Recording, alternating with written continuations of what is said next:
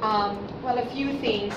How many of you here know that the North Pole is actually not a country? It's not bounded by any country. It's actually a geographic area, correct? How many of you know about that? So, but for me, I think a lot of it is a state of mind. Just the idea of, I'm a tropical fish, as I'm sure most of you are, and the idea of being in the cold. I was just telling my good friend, Rosh here and Joyette, how being in the cold really scares me. And speaking of Joyette, when I was watching the video, it's not the first time. I've probably reshared this video a few times. I don't know if you know that I think the word heroic is really embedded in who Joyette is. And it's not just because she achieved this amazing feat of the first Filipina to ever conquer the North Pole. Pag-usapan natin si Joyette like she's not here. Did you know that she's actually the eldest daughter of Ed Jop? Ed Jop, one of the freedom fighters po in Ateneo, right? So, second, the first time I ever met Joyette, she was already championing women's fitness and women's health. So, I was not surprised at all when our Joyette here conquered FWD 78-degree North Marathon. I mean, she's truly very fearless, and she has done this not just for the country, for the industry, but also for all of us Filipinos. Palakpakan naman po natin si Joyette. Lalo na isang bagsak sa mga Pilipina dyan, right? Now, probably will never, ever, like myself, make it to the North Pole.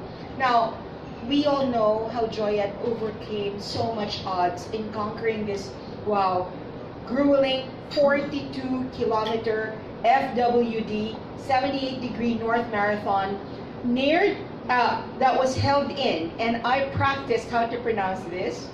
Longyearbyen, Svalbard. Did I say that right? Prinactis ko po yan. Thank you, Google. Which is, I think, the northernmost town nearest the North Pole. Is that right?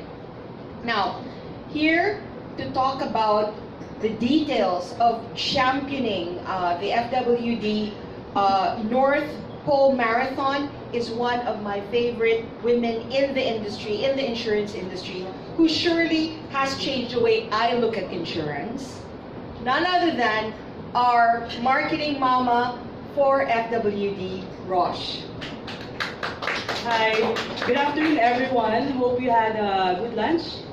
So it's so nice to see our media friends again, and thanks for coming. The support. Look at For the support, thank you, guys. thank you. So we're almost there. It's already May. Yeah. So every year we are committed to exemplifying strength and rising from adversity for the North Pole FWD North Pole Marathon. That's also the reason why we set Joyette Jopson in the North Pole. So Joyette is a champion triathlete.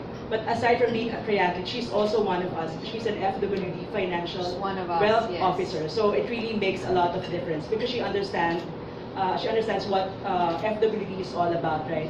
So aside from that, if you cut all of us up, we'll bleed orange. We'll bleed orange. So technically, as you well know as well, sometimes there are things that you plan in life, right? But not everything that we all pan out as how we wanted it to be.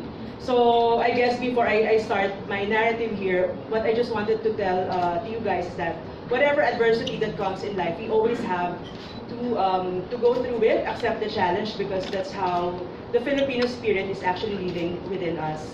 So what happened there, due to geopolitical tensions between Russia and Ukraine, right? So the administration, they were having a discussion about the flight plan to the North Pole. Hence, because it didn't, the discussion didn't really come into fruition at that point in time, the FWD North Pole Marathon was cancelled for this year.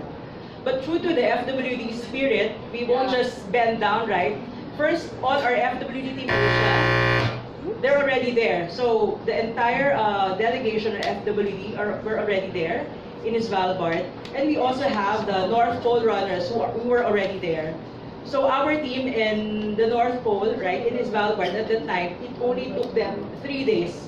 So they organized what was dubbed as the FWD 78-degree North Marathon.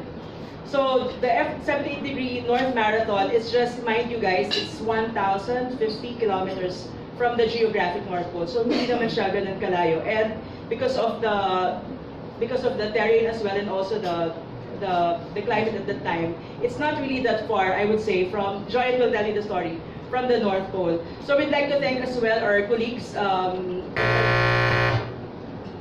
in our group office for making it happen.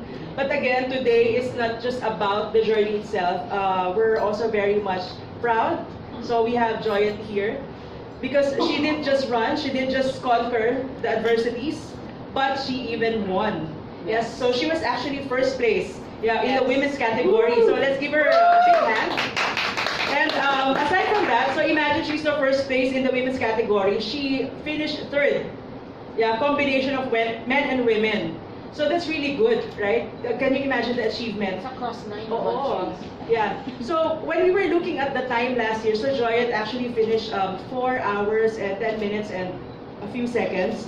Last year, the fastest woman who ran, she finished at 6 hours and 43. So imagine if she actually ran in the North Pole, 4 hours versus 6 hours, and then if you combine the total men and women, she will still place third. Wow. So can you imagine the achievement?